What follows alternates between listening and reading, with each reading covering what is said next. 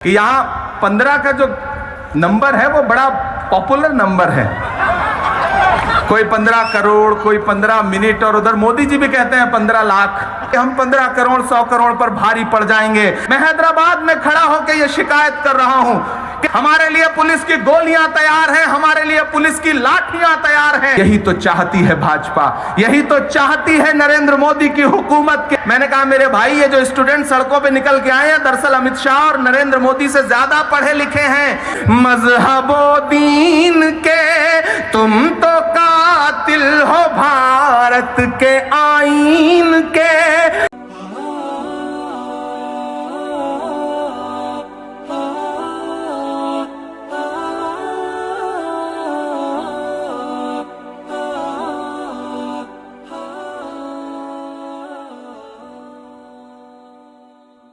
ये जुल्मतों पर चराग भारी है, मेरे सीने की आग भारी है, मेरे सीने की आग भारी है।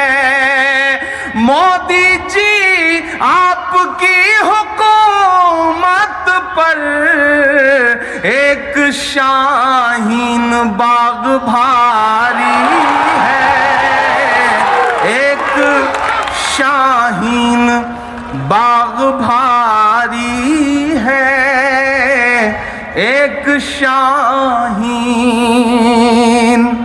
मुझे 1 करोड़ का नोटिस मिला पिछले 1 हफ्ते पहले। तो लोगों ने मुझसे कहा इमरान साहब बेसरो सामान लड़ रहे हो, ये लड़ाई जो तुम लोग लड़ रहे हो ये बेसरो सामान है, कैसे जीतोगे? कौन सी अदालत तुम्हारे हक में फैसला देगी? मैं बड़े यकीन और बड़े उम्मीद के साथ ये मिसरे पढ़ रहा हूं कि मुंसिफों से कहां भला होगा, मुंसिफों से कहां भला होगा, असल मुंसिफ से मामला होगा, असल मुंसिफ से मामला होगा।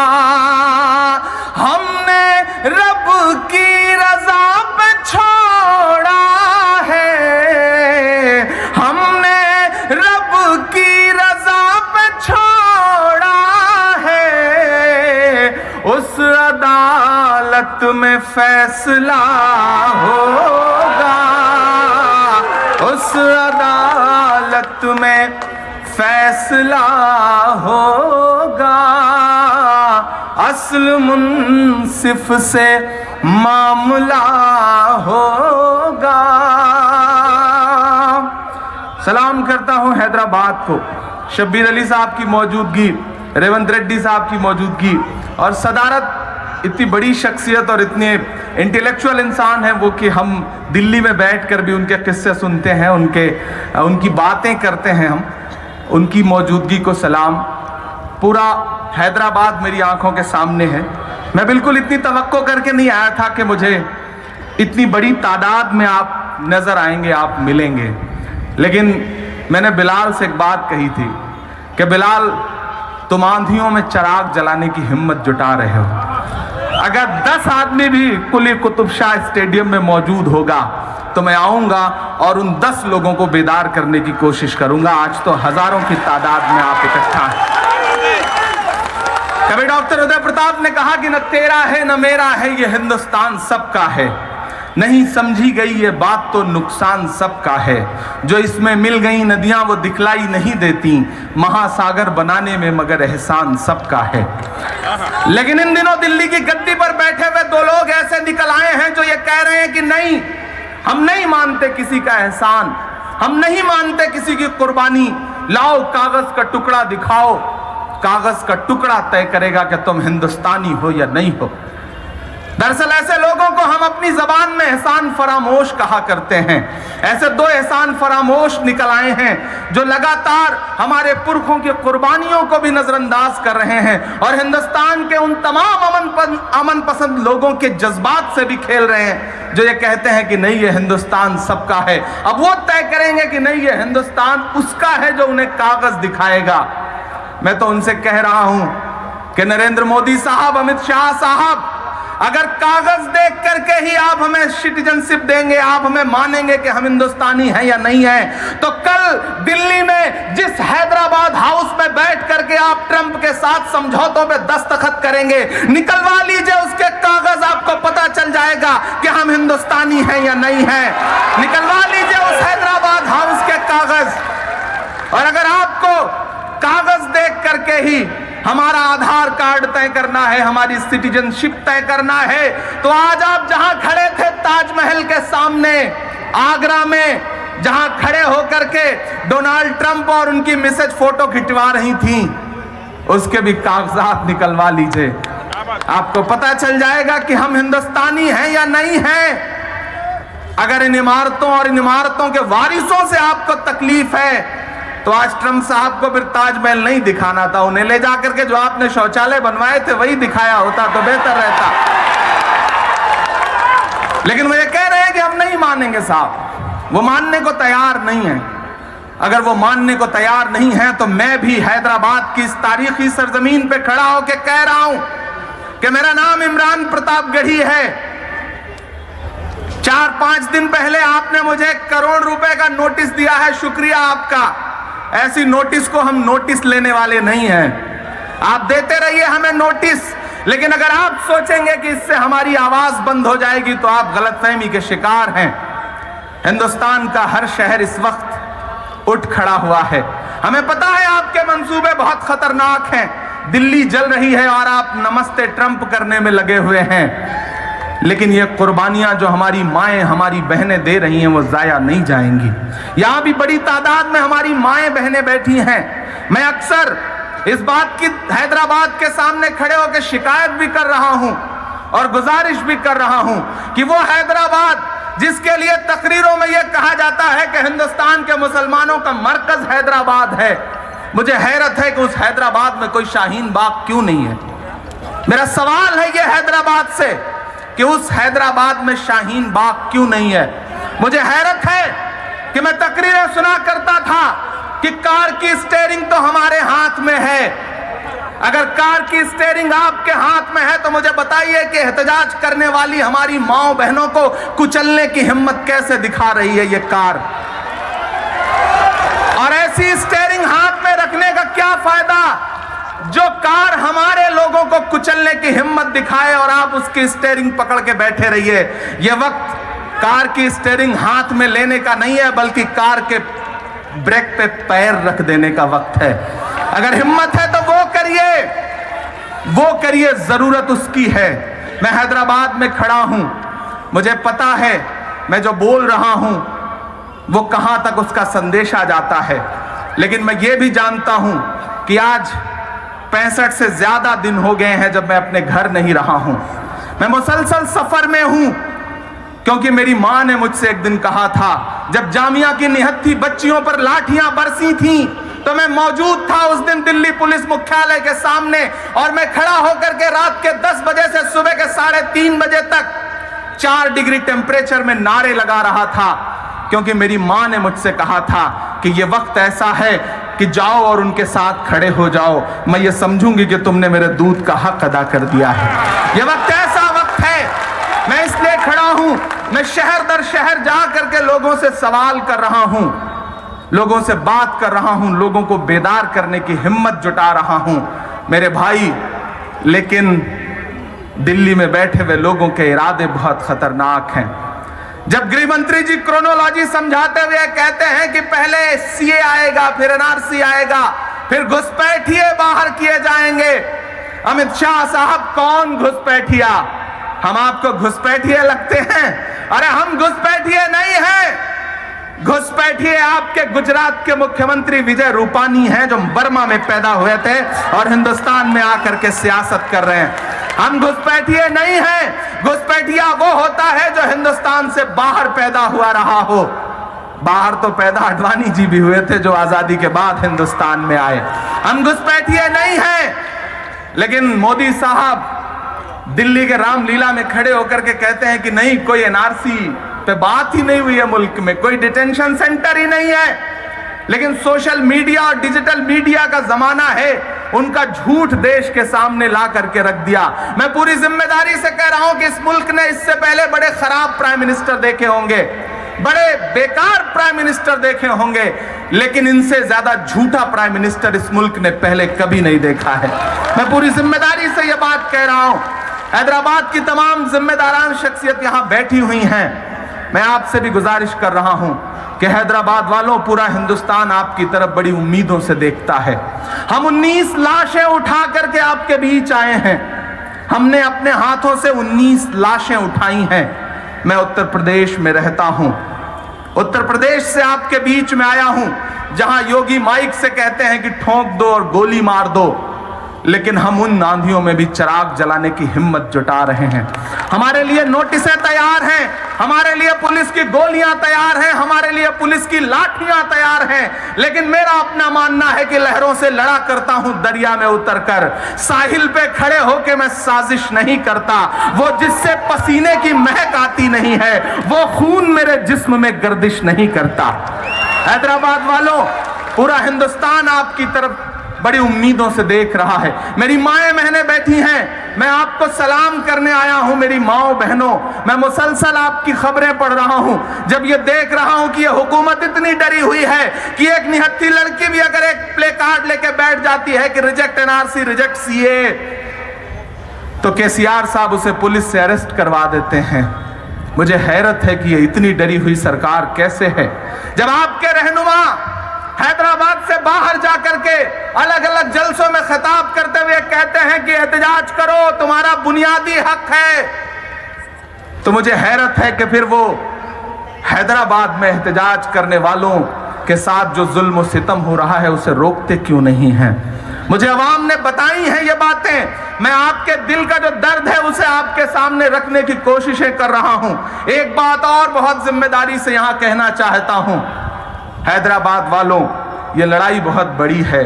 इस लड़ाई में जो अपने मफाद के लिए लड़ रहे हैं उनको भी पहचानिए, उनको भी पहचानिए। पहचानना पड़ेगा और बोलना भी पड़ेगा, आवाज भी उठानी पड़ेगी।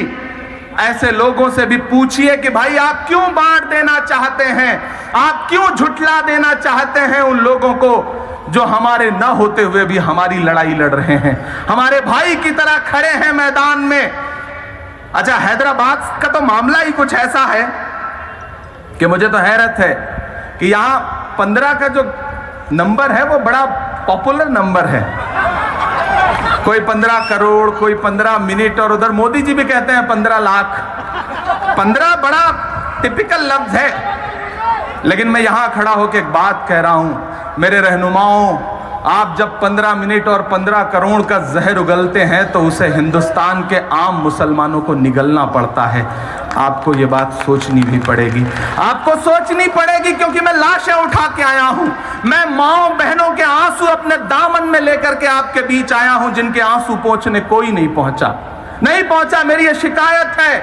मैं हैदराबाद में खड़ा होकर यह शिकायत कर रहा हूं कि 21 साल के सुलेमान को बिजनौर से उठा करके पुलिस ने जब मारा तो उसकी मां रोती रह गई। वो यूपीएससी की तैयारी करता था, आगे चल के आईएएस बनता। लेकिन आपको जान के हैरत होगी कि अनस नाम का भी एक 20 साल का लड़का था जिसे उसके कब्रिस्तान में दफन करने की इजाजत नहीं दी। पुलिस ने यह कहा कि 20 किलोमीटर दूर ले जाकर के दफन करो। हम ऐसे मरहलों से गुजर के आपके बीच में आए हैं, हम ऐसा दर्द आपके बीच में झेल के आए हैं। हमें समझना भी पड़ेगा और हमें ऐसे सियासी रहनुमाओं से भी बात करनी पड़ेगी कि मेरे भाई, ये लड़ाई अकेले नहीं लड़ी जा सकती।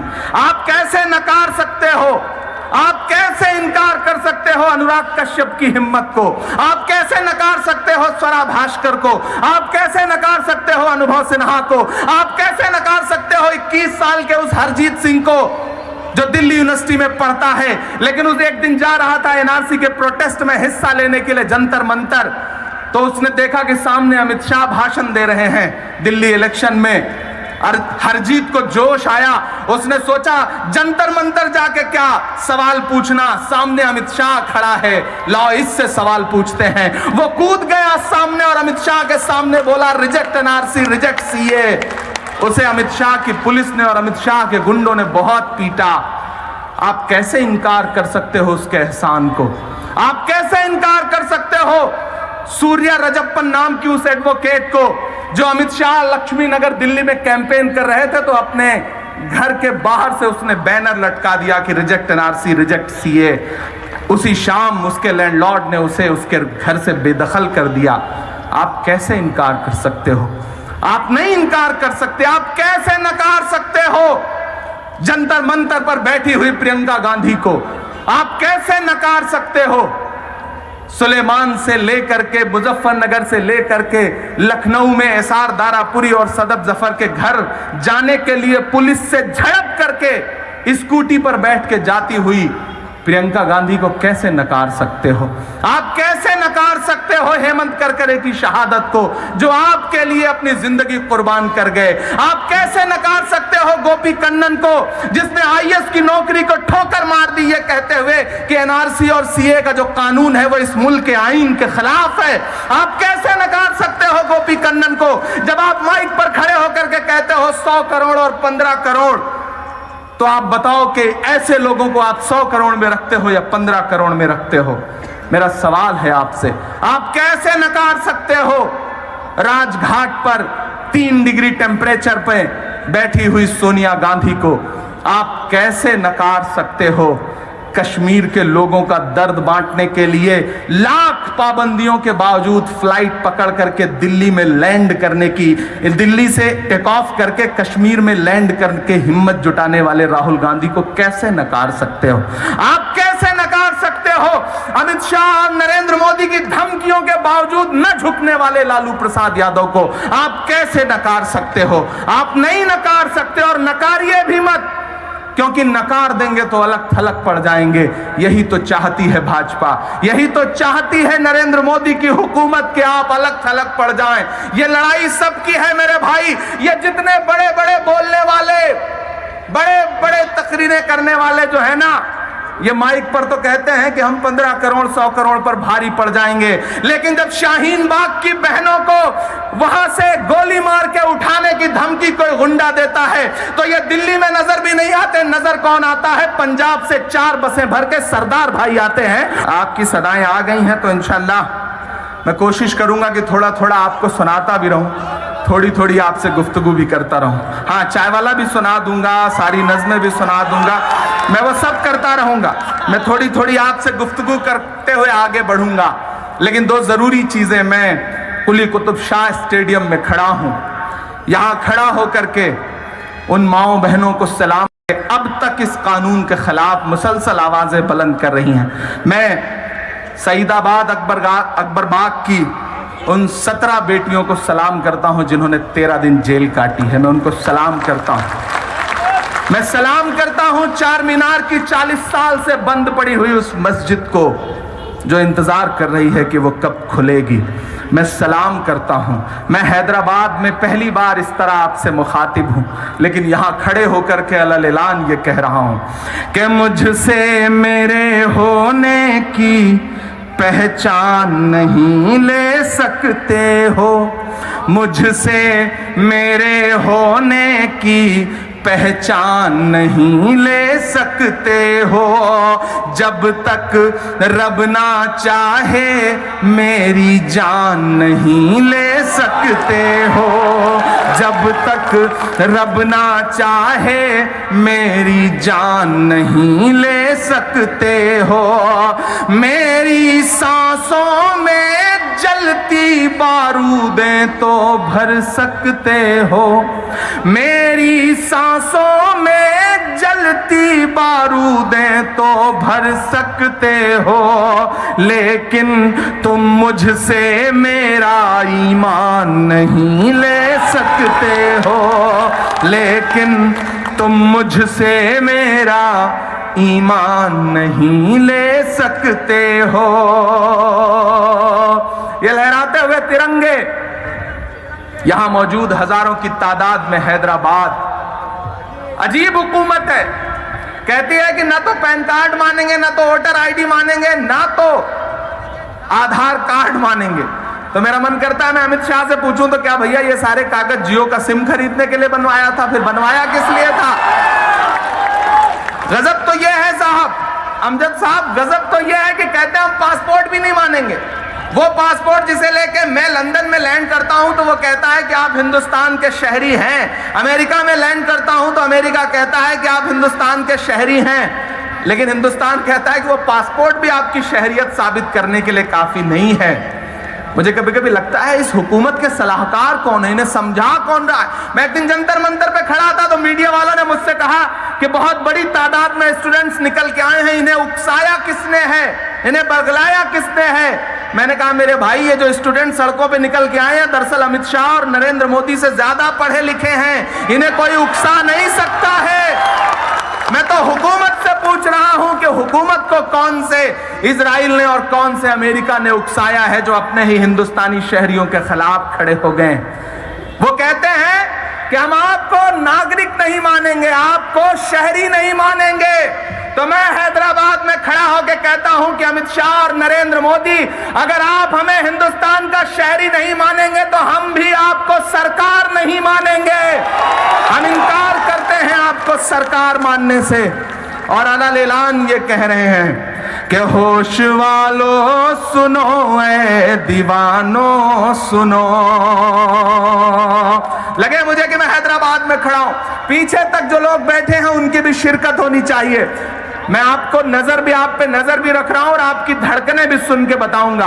मुझे लगे कि आप उसी जिंदा दिली के साथ बैठे हैं जैसे हैदराबाद जाना जाता है। मैं पढ़ता हूं, होश वालों सुनो, ऐ दीवानों सुनो, और सारे सियासी घरानों सुनो, जो बचा ना सके अपनी आवाम को, ऐसे बेबस सभी हुक्मरानों सुनो, कि सिर्फ मसले नहीं मजहबो दीन के, सिर्फ मसले नहीं मजहबो दीन के, तुम तो कातिल हो भारत के आईन के, तुझसे जमहूरियत के गुनहगार को, तेरी सरकार को, तेरे दरबार को मैं नहीं मानता, मैं नहीं मानता, मैं नहीं मानता, मैं नहीं मानता। सब मिलकर आवाज लगाएं तो कुछ चांद पे रोक पड़े। मैं तन्हा जुगनू हूं, मेरे चिल्लाने से क्या होगा? ऐसे काम नहीं चलेगा। जब मैं ये कहूंगा कि मैं नहीं मानता तो एक एक आवाज की सदाएं बुलंद होनी चाहिए। मेरे साथ दोहराएंगे आप, मैं नहीं मानता। मैं फिर से पढ़ता हूं कि सिर्फ मसले नहीं मजहबो दीन के, तुम तो कातिल हो भारत के आईन के, तुझसे जमहूरियत के गुनहगार को, तेरी सरकार को, तेरे दरबार को मैं नहीं मानता, मैं नहीं मानता।